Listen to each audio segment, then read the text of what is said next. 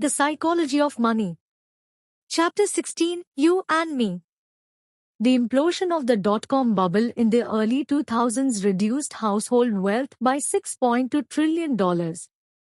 The end of the housing bubble cut away more than $8 trillion. It's hard to overstate how socially devastating financial bubbles can be. They ruin lives. Why do these things happen? And why do they keep happening? Why can't we learn our lessons? The common answer here is that people are greedy, and greed is an indelible feature of human nature. That may be true, and it's a good enough answer for most. But remember from chapter 1, no one is crazy. People make financial decisions they regret, and they often do so with scarce information and without logic. But the decisions made sense to them when they were made. Blaming bubbles on greed and stopping them misses important lessons about how and why people rationalize what in hindsight look like greedy decisions. Part of why bubbles are hard to learn from is that they are not like cancer, where a biopsy gives us a clear warning and diagnosis. They are closer to the rise and fall of a political party, where the outcome is known in hindsight but the cause and blame are never agreed upon. Competition for investment returns is fierce, and someone has to own every asset at every point in time. That means the mere idea of bubbles will always be controversial, because no one wants to think they own an overvalued asset. In hindsight, we are more likely to point cynical fingers than to learn lessons. I don't think we'll ever be able to fully explain why bubbles occur. It's like asking why wars occur. There are almost always several reasons, many of them conflicting, all of them controversial. It's too complicated a subject for simple answers. But let me propose one reason they happen that both goes overlooked and applies to you personally. Investors often innocently take cues from other investors who are playing a different game than they are. An idea exists in finance that seems innocent but has done incalculable damage. It's the notion that assets have one rational price in a world where investors have different goals and time horizons. Ask yourself, how much should you pay for Google stock today? The answer depends on who you are. Do you have a 30-year time horizon? Then the smart price to pay involves a sober analysis of Google's discounted cash flows over the next 30 years. Are you looking to cash out within 10 years? Then the price to pay can be figured out by an analysis of the tech industry's potential over the next decade and whether Google management can execute on its vision. Are you looking to sell within a year? Then pay attention to Google's current product sales cycles and whether we'll have a bear market. Are you a day trader? Then the smart price to pay is, who cares, because you're just trying to squeeze a few bucks out of whatever happens between now and lunchtime, which can be accomplished at any price. When investors have different goals and time horizons, and they do in every asset class, prices that look ridiculous to one person can make sense to another, because the factors those investors pay attention to are different. Take the dot-com bubble in the 1990s. People can look at Yahoo stock in 1999 and say, that was crazy. A zillion times revenue. The valuation made no sense. But many investors who owned Yahoo stock in 1999 had time horizons so short that it made sense for them to pay a ridiculous price. A day trader could accomplish what they need whether Yahoo was at $5 a share or $500 a share as long as it moved in the right direction that day. And it did, for years. An iron rule of finance is that money chases returns to the greatest extent that it can. If an asset has momentum, it's been moving consistently up for a period of time, it's not crazy for a group of short-term traders to assume it will keep moving up. Not indefinitely, just for the short period of time they need it to. Momentum attracts short-term traders in a reasonable way. Then it's off to the races. Bubbles form when the momentum of short-term returns attracts enough money that the makeup of investors shifts from mostly long-term to mostly short-term. That process feeds on itself.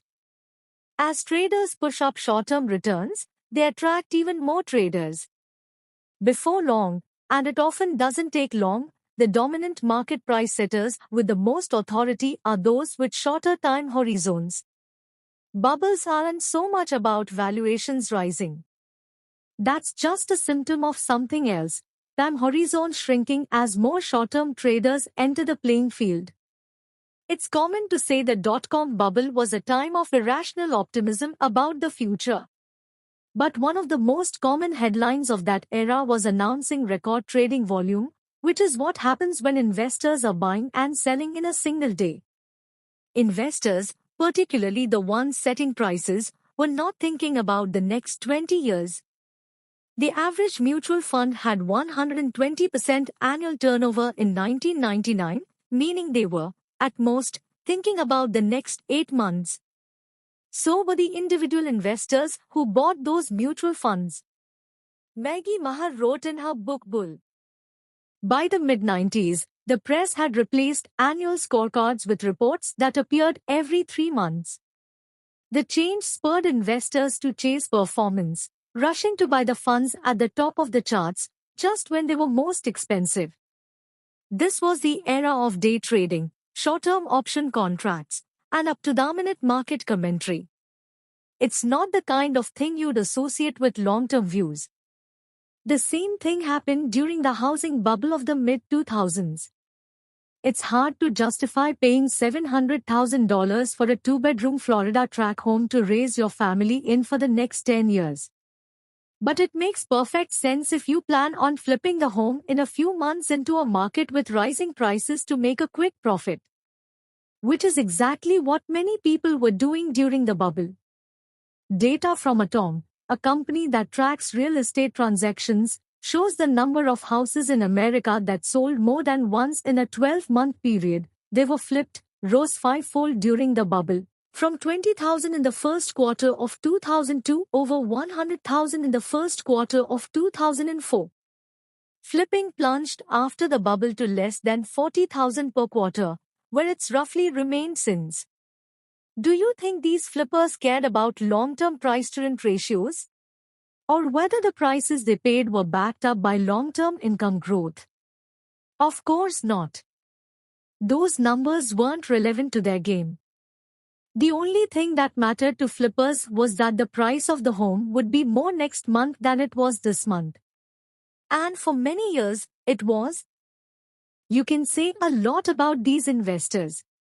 You can call them speculators. You can call them irresponsible. You can shake your head at their willingness to take huge risks. But I don't think you can call all of them irrational.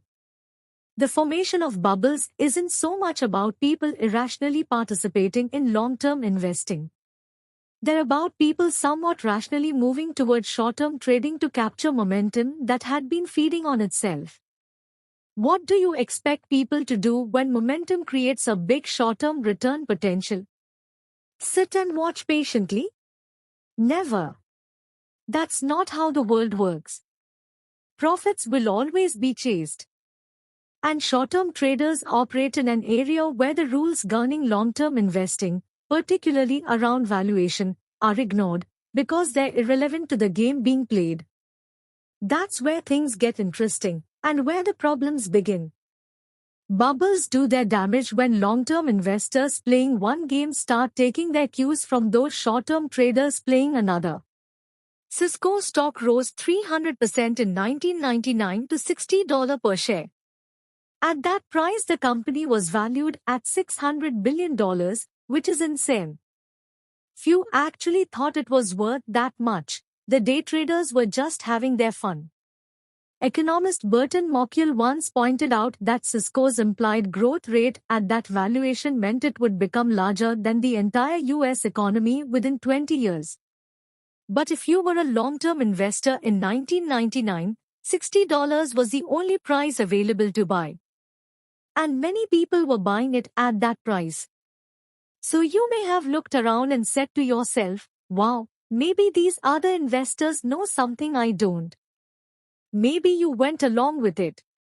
You even felt smart about it. What you don't realize is that the traders who were setting the marginal price of the stock were playing a different game than you were. $60 a share was a reasonable price for the traders because they planned on selling the stock before the end of the day, when its price would probably be higher. But $60 was a disaster in the making for you because you planned on holding shares for the long run. These two investors rarely even know that each other exist. But they're on the same field, running toward each other. When their paths blindly collide, someone gets hurt.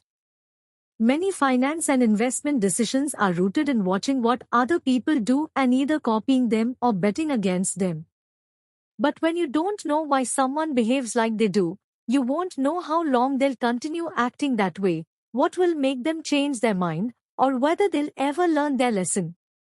When a commentator on CNBC says, "You should buy this stock," keep in mind that they do not know who you are. Are you a teenager trading for fun? An elderly widow on a limited budget? A hedge fund manager trying to shore up your books before the quarter ends? Are we supposed to think those three people have the same priorities, and that whatever level a particular stock is trading at is right for all three of them? It's crazy. It's hard to grasp that other investors have different goals than we do, because an anchor of psychology is not realizing that rational people can see the world through a different lens than your own. Rising prices persuade all investors in ways the best marketers envy. They are a drug that can turn value-conscious investors into dew-eyed optimists, detached from their own reality by the actions of someone playing a different game than they are. Being swayed by people playing a different game can also throw off how you think you're supposed to spend your money. So much consumer spending, particularly in developed countries, is socially driven, subtly influenced by people you admire, and done because you subtly want people to admire you. But while we can see how much money other people spend on cars, homes, clothes, and vacations, we don't get to see their goals, worries, and aspirations. A young lawyer aiming to be a partner at a prestigious law firm might need to maintain an appearance that a writer who can work in sweatpants, have no need for. But when his purchases set my own expectations, I'm wandering down a path of potential disappointment because I'm spending the money without the career boost he's getting. We might not even have different styles. We're just playing a different game. It took me years to figure this out. A takeaway here is that few things matter more with money than understanding your own time horizon and not being persuaded by the actions and behaviors of people playing different games than you are. The main thing I can recommend is going out of your way to identify what game you're playing. It's surprising how few of us do. We call everyone investing money, investors, like they're basketball players, all playing the same game with the same rules. When you realize how wrong that notion is, you see how vital it is to simply identify what game you're playing. How I invest my own money is detailed in Chapter 20, but years ago I wrote out, I am a passive investor optimistic in the world's ability to generate real economic growth, and I'm confident that over the next 30 years that growth will accrue to my investments. This might seem quaint, but once you write that mission statement down, you realize everything that's unrelated to it, what the market did this year, or whether we'll have a recession next year, is part of a game I'm not playing. So I don't pay attention to it, and I'm in no danger of being persuaded by it. Next, let's talk about pessimism.